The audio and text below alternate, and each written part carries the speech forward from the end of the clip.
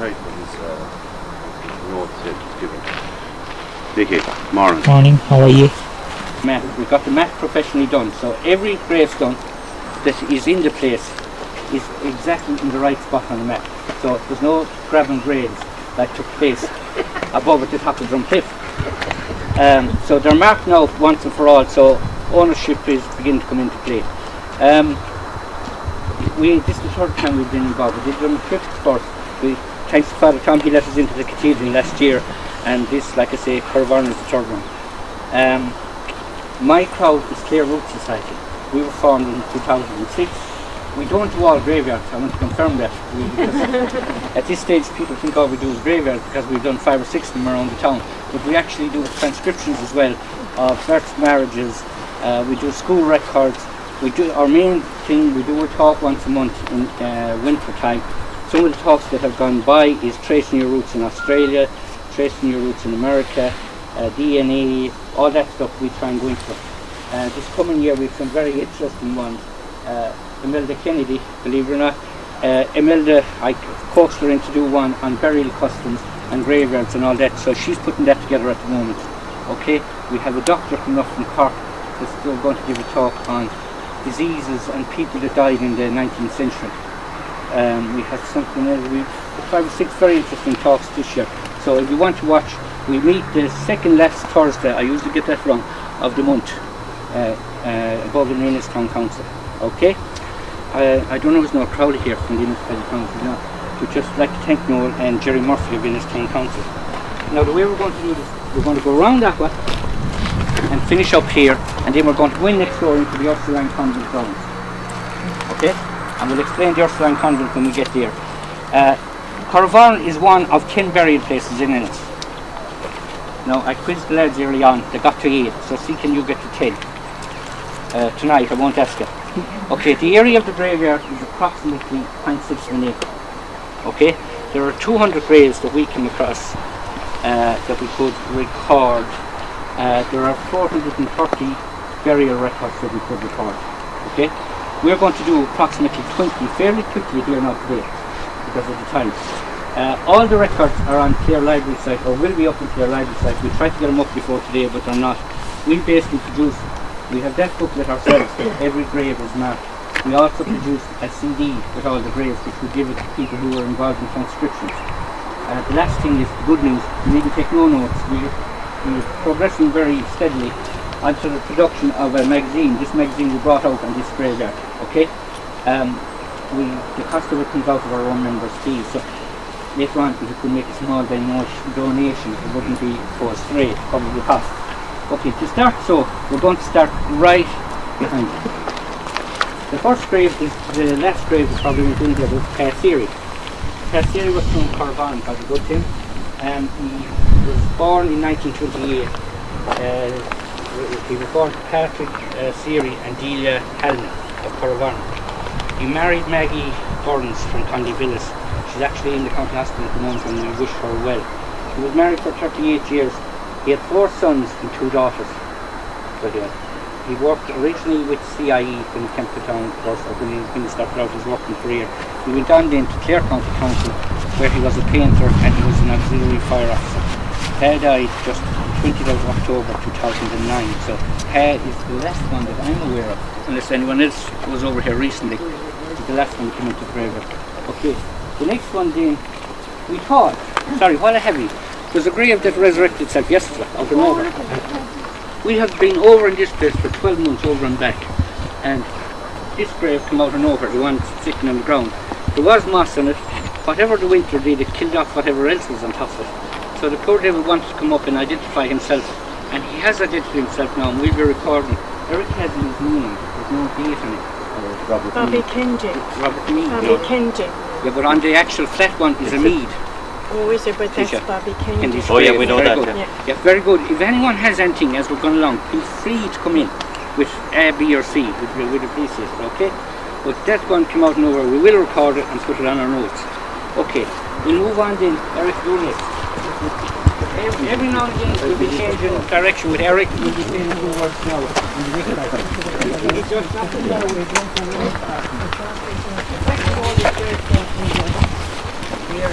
Sorry, no.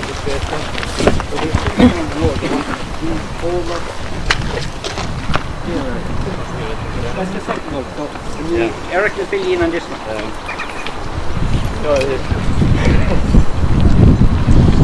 Want to get down the round a bit?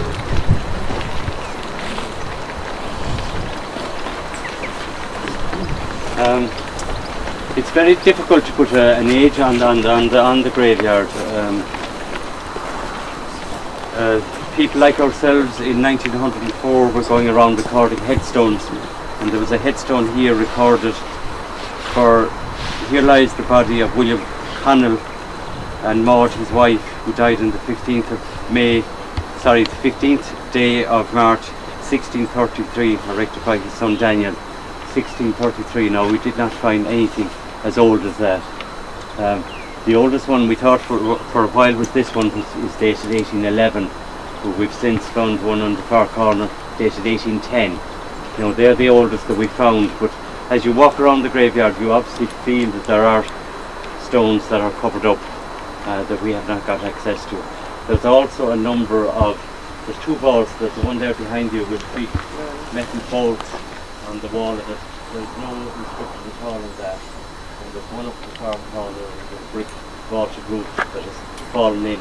But again, there's no name. So if anybody has any idea who might have been buried in those, we'd be delighted to add them, because they would obviously add to the age of the graveyard. Okay, now? Okay, thanks, Gary. Our next one there is up here.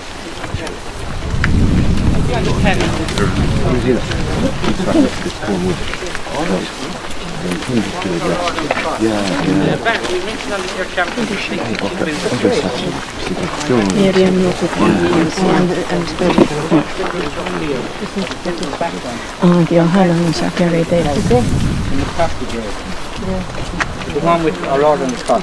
Yes, it's grave number 124 with the crucifixion. It's quite well preserved. But that's the McCarthy grave, and members of the McCarthy family buried there are Patrick McCarthy, who died in December 1958, his daughter Teresa, who died in 1940, his daughter Joan died in 1964, and his wife Kathleen died in 1976, and his son Vincent died in 1978. Now this Patrick McCarthy, in early life the deceased had been in the hotel business in Salt Hill and in Galway City. Later he farmed extensively and was engaged in the cattle export trade. Patrick McCarthy is the father of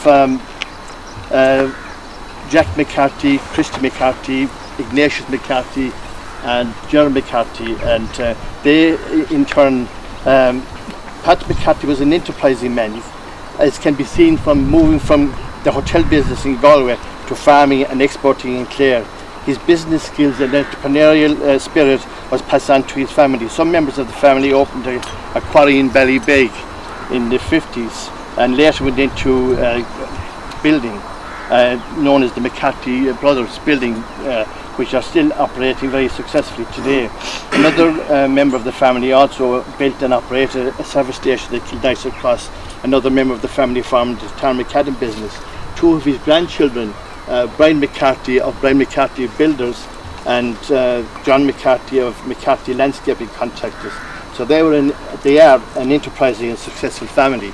That's the McCarthy. Let's just move up here now.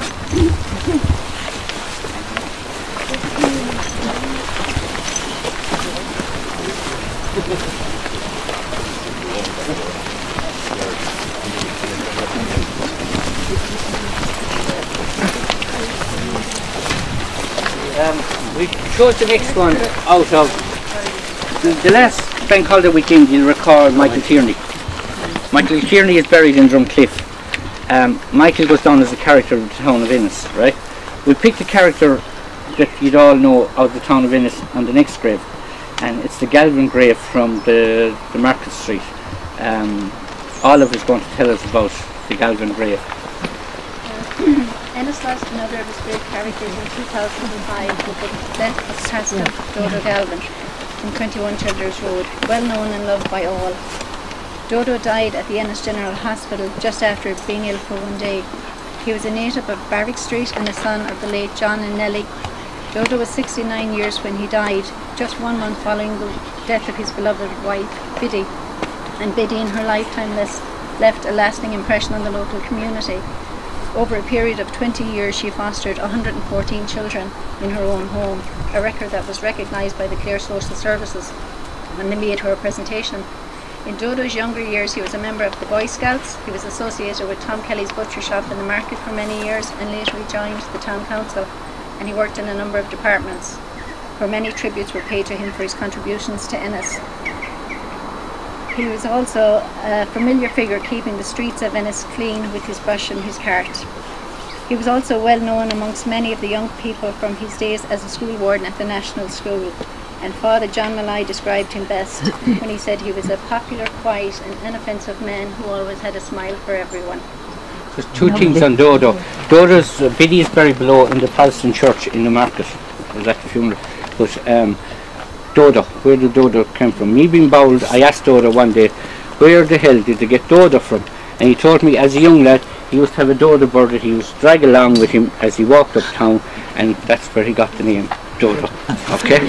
The next one, we're taking in an area now. Will we stay here or will we move? We'll move up, but as you walk past, if you just look at this tombstone here, it's a wonderful example of stone carving. There's a beautiful design on the top of it, a crucifixion scene and ornamentation. Erected by Daniel Ringrose for him and posterity. Now there's no date on that, so it could be quite old, but there's nothing to date it.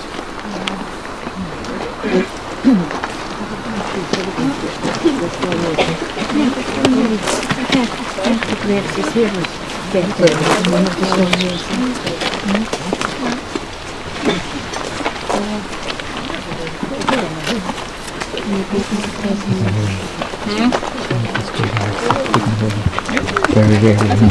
The news was here, but I don't think it was maybe as a child. Oh, let's take the shortcut.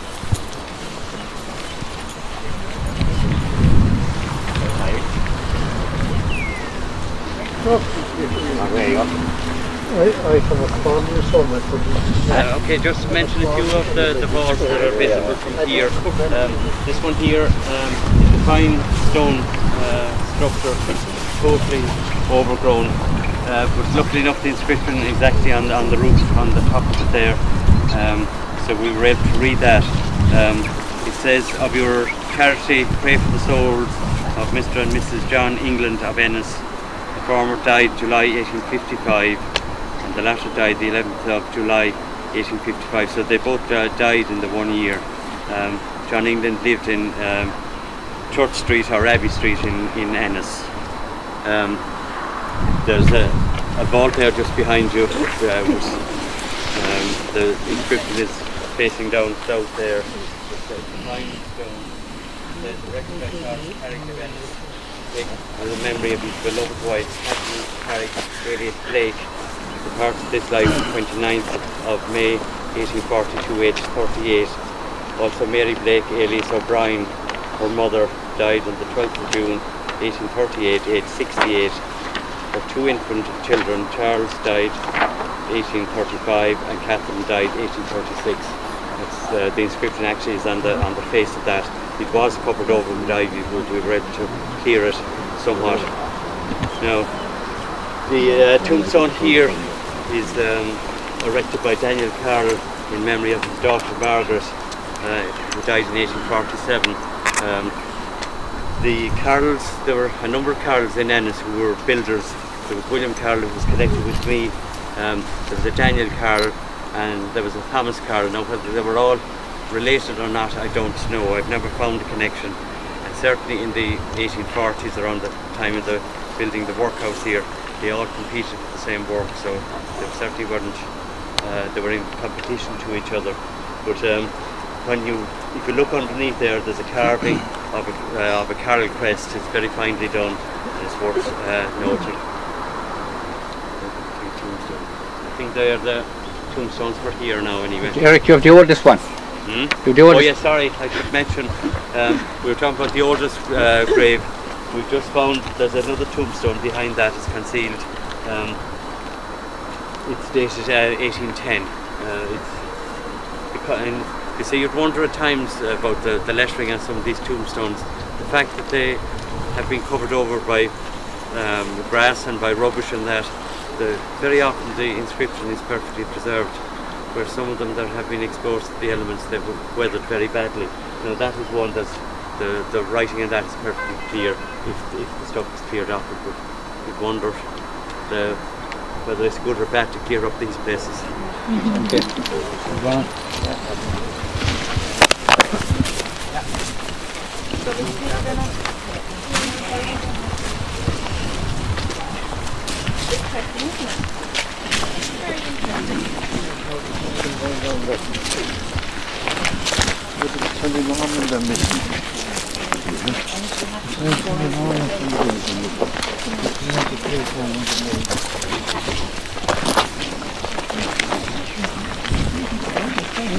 We're here now.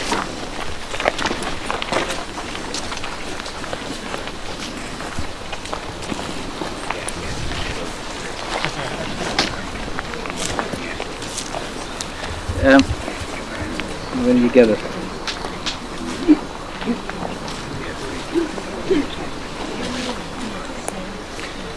You'll notice right in the centre how the grass is coming back on a lot of the tombstones. When we were doing them, we spotted a tombstone. We took back the grass, we recorded it, and we put the grass back on again. That was to preserve the writing on it. So nature has taken back a lot of the gravestones that we have done.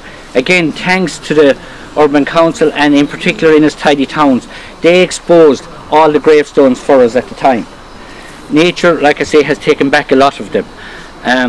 The Tidy Towns are represented here today, so they are. Now, the next grave we have is this grave here. Father Tom will be interested in this. One of yours. It's a man that, and I get it right now, so I don't make a... It belongs to the Reverend James Murphy of Ennis, who departed this life on the 20th of May 1847, aged 56 years. May he rest in peace. Amen. Now the funny thing about this poor man is he was to be made a priest. He died 6 days before he was to be made a priest. Traditionally, and we argue over this now, or we don't argue over it, the priests are always buried with their legs to the cross, which is a tradition. My own uncles who were priests were buried the same way. So he's the one tombstone that's the other side, the other way around. So every other tombstone is facing east, rises in the east. Yeah, the sun rises in the east and sets in the west. So the bulk of the tombstones here are facing east. Okay, this one is turned the other way around. East is exactly in line with that tomb. So if you line yourself up with that tomb, east is there. Check that small just in case. Okay, so that is one of the priests that are buried here in this graveyard. Okay, next one is just Larry. That is one of the vaults that we've no name at all on. Yes, from here. If anybody could put a name on it, some of the stones have fallen forward. There may be names on them, but we have not been able to discover it. Okay, Eric is next with a couple of more of these tombs. Here, right beside us. Just this tombstone here, you'd imagine that it was the same family, but the inscriptions don't seem to bear that out. The first one here is beneath are deposited the remains of the late Michael Kernan, Esquire of Ennis, died June the 26th, 1845, aged 55. And the one just below it then, it says, to the memory of John McGrath of Ennis, who died October 6th, 1843, a tribute of fond remembrance from his devoted wife. It's done in the same enclosure, in the same fashion, everything, but we're not aware of any link between the Kernans and the McGraths. Okay. Want to have another one to do here?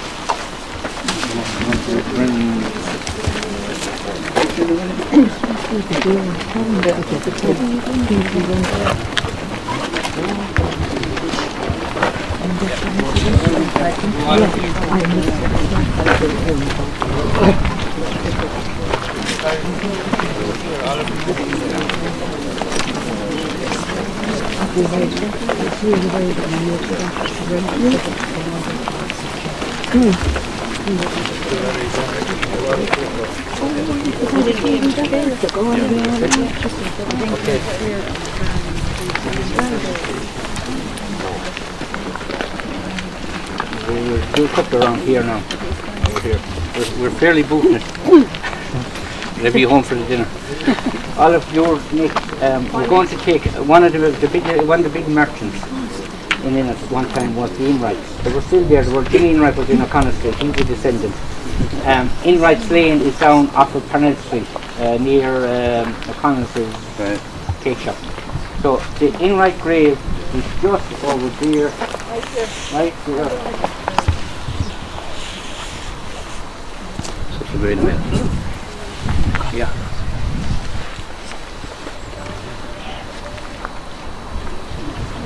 Says, in loving memory of Michael Enright of Parnell Street, who died on 9th of October 1909, and his daughter Babs died 25th of March 1931, erected by George Anelli. Also his son-in-law Tim Costello died 17th of October 1938. His granddaughter Freeney died the 15th of February 1939, and his wife Mary died the 27th of January 1944. His daughter Nellie died the 8th of May 1950, and his son George died the 29th of March 1953. Deela Enright died the 5th of March 1969. Philomena died on the 23rd of November 1971. Georgie Enright died February 24th 1988, and Michael died on the 20th of May 1992. But we're going with Michael Enright, who died in 1909. Michael Enright died at his residence in Mill Street. He had been suffering from an internal complaint for some time, and death was not unexpected. Mr. Enright had for many years carried on an extensive business as a flour merchant. He always took an advanced standpoint in national politics and was a prominent figure on local platforms in the 1880s and the 1890s. Personally, he was very popular and generally regretted. Is expressed as his demise at a comparatively young age. Okay, we'll hold you here now because we'll try and cover a bit of ground. One of the most amusing ones is this one. Everyone often comes into this graveyard and wonders what it was. I attended Pa's funeral over there, the first one, and someone turned to me and said, "Do you know anything about that?" I said, "I know nothing about that. But I can safely say after this, he'll know a bit about it." And basically what's here is the Maloney vault. Eric rightly pointed out to me yesterday, Maloney spelled M-O-L-O-N-Y. Now, he has come across the bulk of his circle where M-O-L-O-N-Y was usually Protestant, but in this case it's not a Protestant. There are at least 6 burials inside in it. You can look in the door. There's 3 on top, 3 on the bottom. The bottom one at the right hand side, the coffin is lined in lead. Okay, the whole coffin is lined in lead. So we don't know who's in what coffin or who's where, but the bottom coffin at the right hand side is lined in lead. Some of the people we think are in it. There's just that one there, and this outside of the tomb is Pat, P-A-T-T. It says it's erected by his mother. Okay, so we presume she went in after him. We presume her husband is dead before the thing was built. We presume the husband is under the ground. Okay, we're presuming. Next one in there is Patrick, 1840. That's written on the far side. Richard, 1874.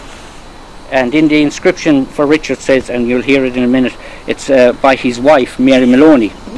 So we presume she's in there. So she died after 1874. And the last one in there, you'll find out now in a minute that we're aware of. John Bradley will tell us about 2 people within the tomb. All yours, sir.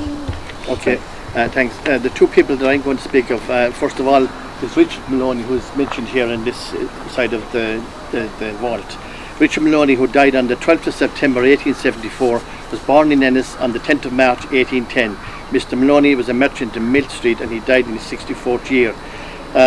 He died after a short illness of only 2 days, and he received the last rites from Father Fitzgerald and his daughter, one of the Sisters of Mercy in the convent here in Ennis.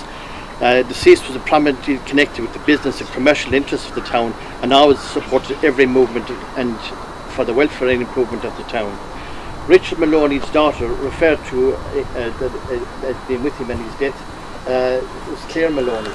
She was born in Ennis in 1844, and she entered the Convent of Mercy, Ennis, on the 22nd of August 1861, and was professed on the 23rd of August 1864.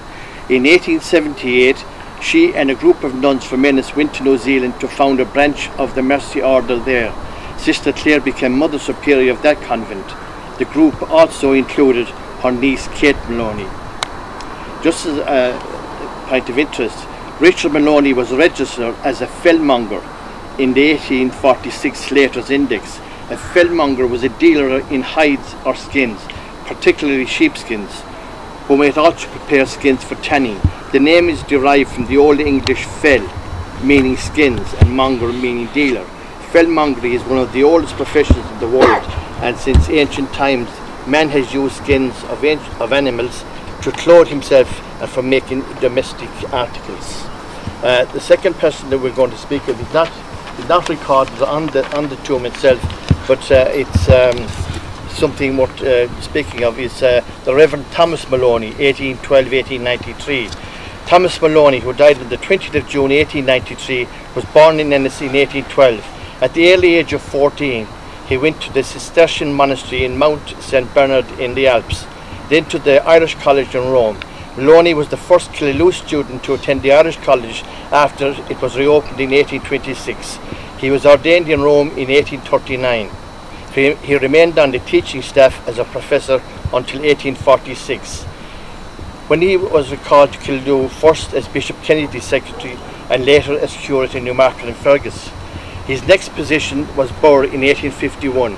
Father Thomas found that in a school in Crinkle, the Catholic children were being instructed in the Bible by a Protestant teacher and a Protestant minister.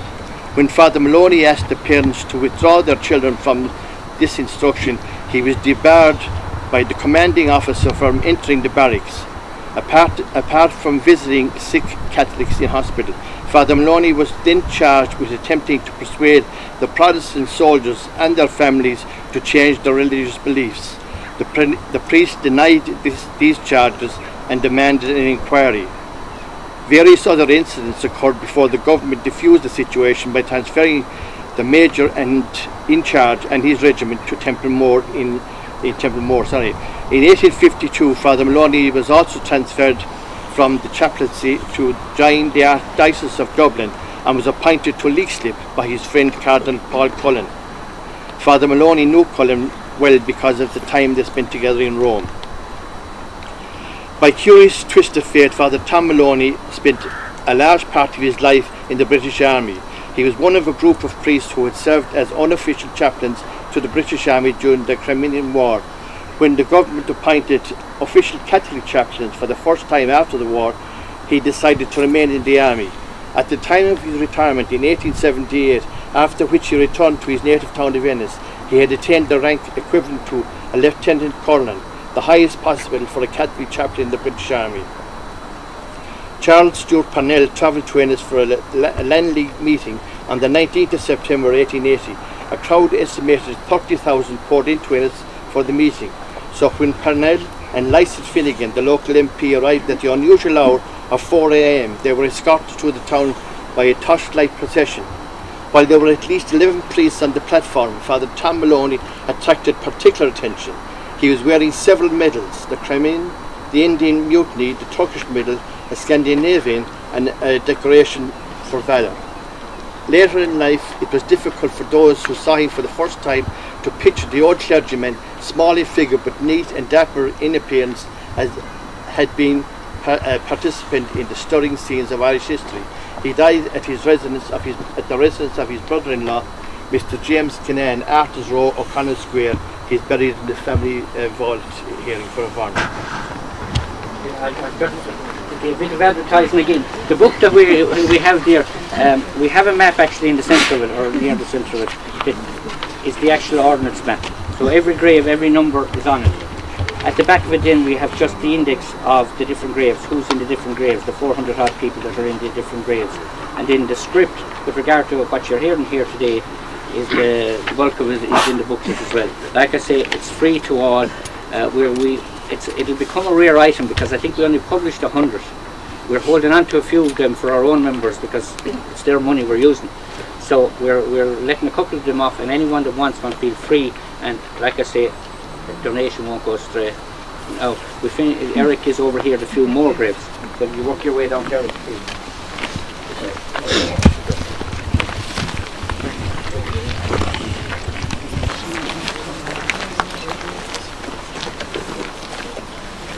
just remarking that vault there's a marble plaque on this side of it, and the inscription reads, erected by Andrew McMahon, Church Street, Ennis, in memory of his beloved father, Michael McMahon, who departed this life August the 6th, 1866, aged 64 years. That's that one there. The one that's behind me here, I'll just give you the inscription on that now.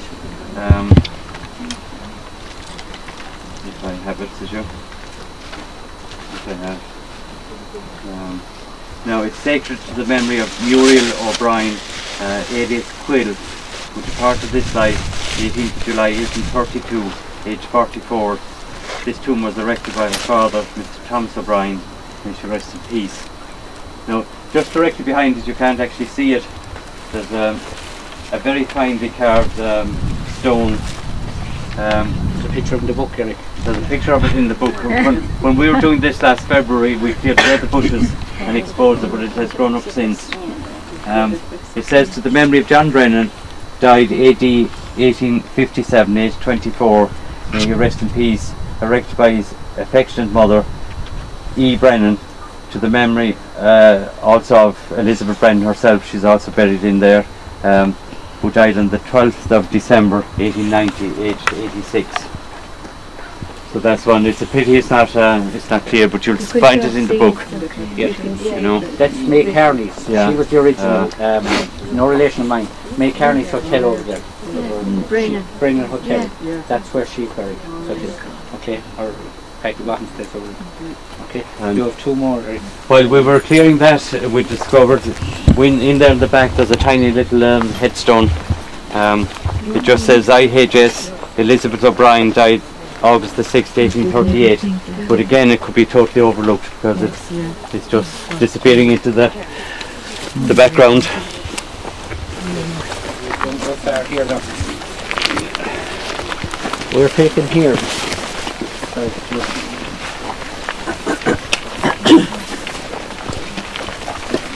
Every time I come over here and see these graves, they're Glen graves. I always think of your man McFarland, the TD, and he used to put up a sign, when you're entering my county, you're in Farland country. Well, I've got 4 Glen graves here. There are 20 people buried within this area. 4 graves. Olive, we've picked out one. Olive has the one we've picked out. On Michael Glenn. Michael Glenn. Yeah, work away. Thank you. The inscription says, in fond and loving memory of Michael Glenn, Jail Street, Ennis, who died on the 12th of January 1909, aged 56 years. Also of his children, Thomas, Agnes and Francis, may they rest in peace. Mary Glenn, nee Dillon, died the 12th of January 2001, and Sean Glenn Nakadera died the 7th of May 2006, aged 85 years. Michael Glenn himself, though, passed away at his residence in Jail Street. In a local paper, Mr. Glenn was described as one of the best known and most popular of our citizens, as a man of vigorous constitution and splendid physique. Mr. Glenn was a member of one of the oldest and most respected families in the district and widely connected throughout Clare. He was since his youth a familiar figure in the commercial circles in Ennis, and for more than 2 decades carried on a successful business as an auctioneer in the county. For over 20 years he was an active and conscientious representative of the ratepayers on the Ennis Board of Guardians, on which he was very dedicated to the welfare of the poor, both inside and outside the institution, while ever mindful of the interests of those he represented. His business transactions were described as always marked by sterling integrity and uprightness. While in his social life he had a bluff, hearty and genial manner which made him very popular with everybody. Very good, thanks. Just in relation to the inscriptions that you're hearing, we work backwards from an inscription and we work back to the man's building over alongside the library, and we go in and read the newspapers of the day, and roughly a week after, or you might have to go a month after, to find details on the individual. So it's open to anyone, once you have the booklet, to go back, pick up the grave, pick up the date, go over to the man's and see is there an inscription. Now the bulk of the people we picked, as you know, are people of substance. So you know, so you'll have to figure out the likelihood. In the early days before 1800 they're hard enough to find.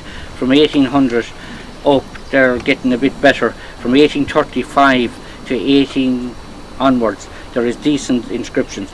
There is on the Clare Library site, there is an index of obituary notices, and you can actually go into those and put in the name, put in the date, and see is there an obituary, and they'll give you the exact date of the newspaper. I don't think they give you the page, but they give you the date of the newspaper. But that only begins in 1835 to 1935 to 1980. Someone knows that now. 85, I think, is it? 33. Is it 1933 to 1985? Thanks, Paddy. Okay, can we do a small? I left out my good friend Michael Falvey on one here, so I'd like to do index. It's the round grave over here. Before we finish up with two graves here. The round grave here. Michael, where are you? That's the point. You might go here right now. Michael, the senior of our member.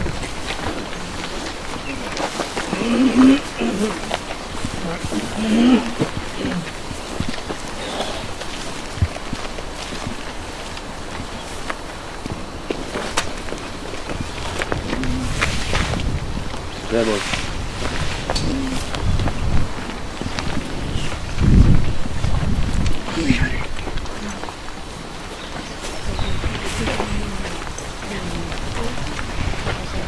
The Brown family live over in the old military barracks in the big house there. And down here at the bottom line, she's a widow. Frank was her husband, Frank O'Connor. Her brother Clem lives with her, unmarried. Now, their other two are dead. Now, Clement and Celia, their mother and father. Clement was a typographer involved in the printing business. He also had a dance band in the 1940s. I remember going to the dancing. His wife Alice is Lynch from Latoon, a very prominent family. Her uncle, Patrick Lynch, he was a KC. 1917, Willie Redmond, the MP for East Clare, was killed in the First World War, and there was a by-election for the seat, and her uncle, Patrick Lynch, was the Home Rule candidate for the by-election. But De Valera had come out for president, and she paid him, and he took the seat. Now, we go back to the John and Alice. As much as I know of them, John was born in Labasheda, and it's Clement Ennis. That's all I know of. I'll leave him at that.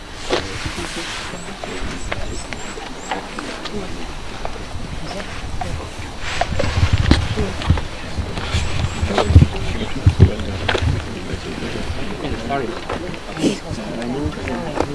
Two more here now. Oh yeah, that was the Megan again. That's right.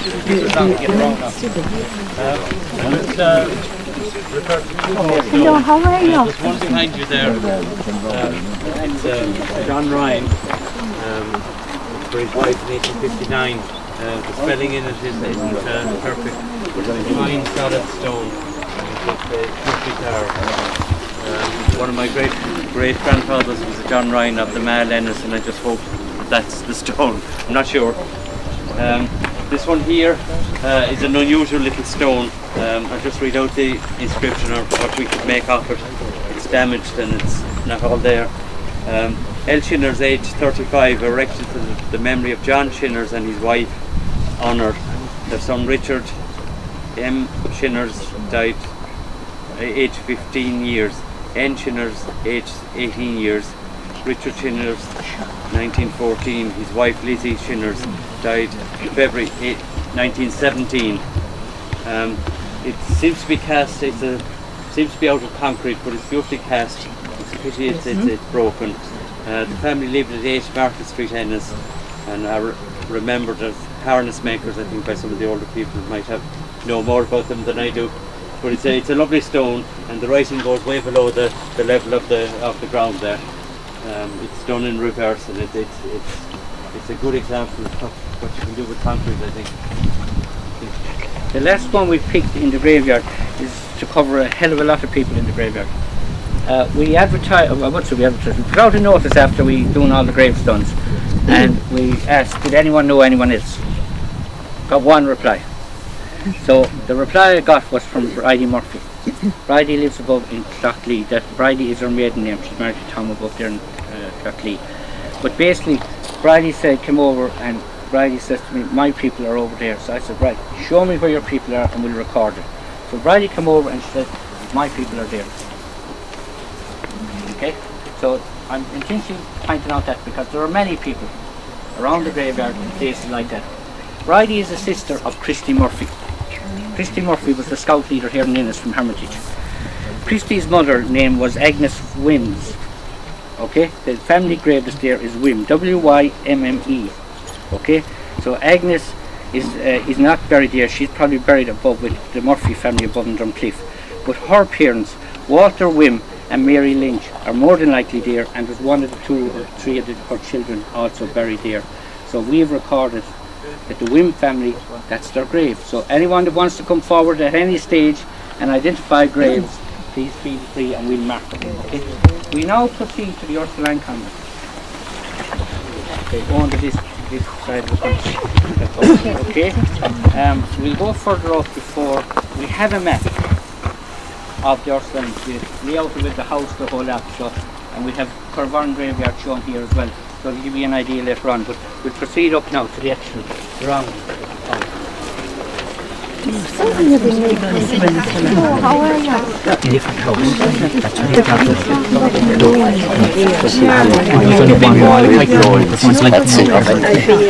what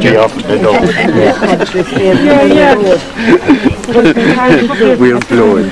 You're not. We are native. No, she's a native. Oh, you're native as well. We took you on years ago. You're native.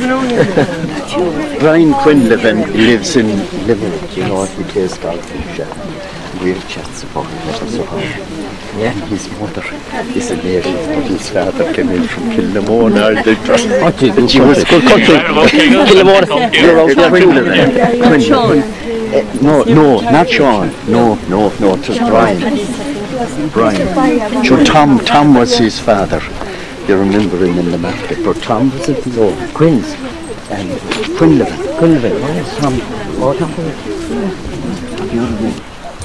The Ursulines came to Ennis in 1829 on the invitation of the priests and bishops at the time, or the bishop at the time. They lived at Lifford House. Lifford House, there's a picture in the book. It was above at the centre of the roadway, exactly the centre of the roadway on the high point. Okay? It was not in the 1960s. Okay? The nuns were the first nuns that came to Ennis before the Mercy Order. They set up a free school. In March 1829, it had 160 girls taken in. First bit of education for the ladies of the town. The Ursulines lived at the beginning of 1939. They only lasted 10 years. Basically, they couldn't survive because at Ennis at the time, you had the cathedral going on, you had the Christian Brothers trying to raise money, you had the friars trying to raise money, and they were all taken out. It was just before the famine, and we were all taken out of the one pocket. So the poor Ursuline only lasted 10 years in the town of Ennis. Okay? Now the funny thing about it, there's no one buried up there. Now we're brave to say that. In 1960, Bishop Rogers wanted to commemorate the Ursuline Order and the people that are buried there. So he investigated it, and he basically erected the tombstone, which I'll tell you again in a minute, and the railing around it. He had just this thing about the Ursulines, he wanted to get them recorded because there was no record of them. Like walking through this area, who would have known that there was an Ursuline convent here that educated 160 ladies of the town of Ennis at an early age. Okay? So, where is it? We try to mark it out with regard to mapping and where we think it is. I'm going to stick my neck out. It's over there. 3 burials are over there. Okay. The 3 people that are buried in it, this is Father Edward Walsh. He was a steward in Scotland in 1835. Okay. There was a sister, Baptist Coker, and a famous sister. One of the main reasons that they left here was through this poor sister, Sister Augustine Breen. Eric is going to tell us a bit about this poor sister. Okay, I'll just read it out just to be precise about it. It won't take very long.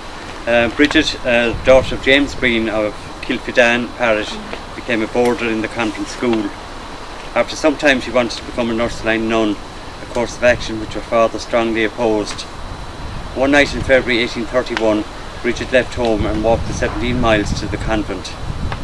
Eventually her father's opposition softened to some extent, and with his agreement Bridget commenced her novitiate along with a companion on the 8th of September 1831. A discussion or a haggle took place between James Breen and the convent regarding Bridget's dowry. At first her father refused to pay the usual dowry of 600 or 700 pounds, but eventually agreed to pay 400. Half was to be paid immediately, 100 pounds was to be paid within 6 months after his death, and the remaining 100 pounds was secured by note. All of this was contingent on his daughter receiving religious profession. Bridget was due to be professed in 1843, but the ceremony was delayed because of some problem with regard to the 100 pounds payable after her father's death. In the autumn of that year she became seriously ill, and on New Year's Day 1835 made her religious profession privately. She died shortly after on the 5th of February 1835. When the authorities asked Breen to honour the note of £100, Breen refused, stating that there was no proof that his daughter had ever been professed. Breen was brought to court in Galway in August 1835, at which he won his case. And that heralded the end of the Ursulines. All over £100. Okay. Finally, I have to thank a few people. Basically, they're listed in the front of the book, the transcribers who did the graveyard over there. Also the reading class of Ennis National School, who took on some. We tried to go out outreach to get the local schools involved in what we're doing as well. So the reading class of Ennis National School, who were involved in Drumcliff, who were also involved in Corovorrin with regard to transcription. Today I have to thank Michael, Eric, Olive and John for giving me a brief background to what went on. Nicky, my brother, is on the video there. The purpose of the video is we have diaspora members. You mightn't believe it, but we have 30-something diaspora members in Australia currently transcribing baptisms and marriage records for County Clare, different parishes. We have 15 at the moment that we only set up about 2 months ago in the USA and Canada. They are also transcribing records. We people in Ennis are getting very lazy. We don't do things anymore, so we send them out abroad to get done free of charge from our diaspora. Okay, I have a last reminder then. Genealogy Day, which is where we all started out from in this little game, is on Tuesday in the library. It's on all day, and they're launching a little booklet, a free booklet, another free booklet, with regard to genealogy and starting in your family history. I have one more little ad to do. I have another brother called Pat Brennan, who's bringing out a book in September, and it's bringing out of old photographs. Pat retired from the Clare Champion in January, and he used to be responsible for the photograph down at Ennis 100 years. He used to put those in every week, and he has a collection of photographs of people from Ennis, people from the county and that, and he's bringing it out in book form in September. So that's the end of the advertisement. I thank you all for coming, and thank the Lord. Could I just before you pull them through in, I lived here on my, you can come up straight away, I just just one thing on the grave itself. We were saying like that the remains were somewhere around here, and that wouldn't be right now. The actual boundary of that place came across here all right, and we reckon that the grave was just inside here, but it was definitely inside. And ironically, the mound of stones that you see there was a little oratory, and it had the little windows, the little Gothic windows, and it was there was a I don't know what sort of a roof was on it, but it was well roofed, and it was well maintained actually into the 30s or 40s, 1930s or 40s, and it fell into disrepair and was subsequently sort of gutted.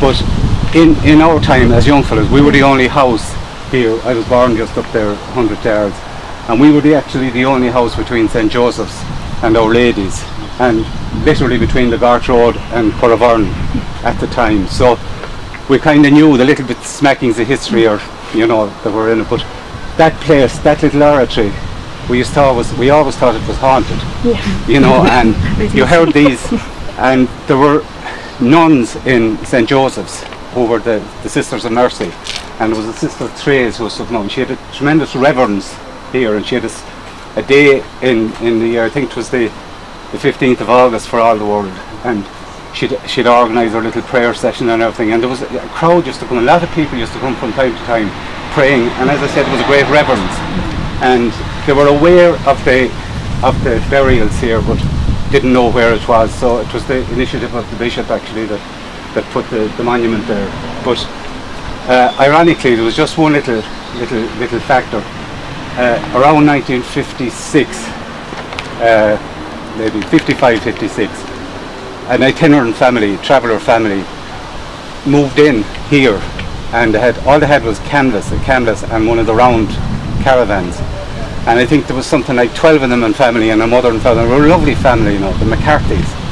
And they actually settled here. They made their little house, their little wooden hut, and they were grand and comfortable. They were there here for about a year. And one night, something happened in there, and they saw something or something. It was obviously something supernatural anyway, and the following day they were gone. I always remember it was near the 1st of September when we were going back to school, but they were gone, and they absolutely disappeared for a while, and they were subsequently housed down in St. Michael's Village. I don't know if any would remember that. They were one of the first tenants in, and they were one of the first families in Ennis to be housed as a traveller family. But they never talked about that, and the mother and father died subsequently, and one of the kids was down in reformatory, and I happened to be down there at one stage, and he made his way to me, he made himself known, and he said, he told me the whole lot about the famous night, and whatever happened, it scared them, and they were so scared about it that they just wouldn't talk about it subsequently. But again, it was just a little reference to the thing, and it as I said, it was a place of reverence. Yeah. The only thing on the side, we tried to take the maps. There's a line of the wall coming down here, and there's a symmetry shown outside on the 1840 map. Yeah. Well, there was a little hill here, some small little hill. Did you see that in the map? And it was like that was like a children's burial ground or something like that. Could have been what you saw on that now, but there was a hill there with an ash tree on top of it. Near Maloney's shop. I remember coming over out of school many times. Yeah. That's absolutely, yeah. Thanks. Yeah. Okay, right, folks. Sorry. Yeah, just with regard to the arch, is that the original position of the arch? Yeah, that was the original position. Yeah. Thanks very much. 1 hour over. Thank you. Well, I already have the books that you want to put. Hello. I have the books down the car. There's a number of them. The home is there, you know. Because Patrick says it's out there, you see. No, it's so good. Well, we won't get involved in the controversy. No, just one. Okay, that's great. No, appreciate that. Right, well done, John. Yeah. Most interesting. Okay, talk to you now. You know the children's grace there?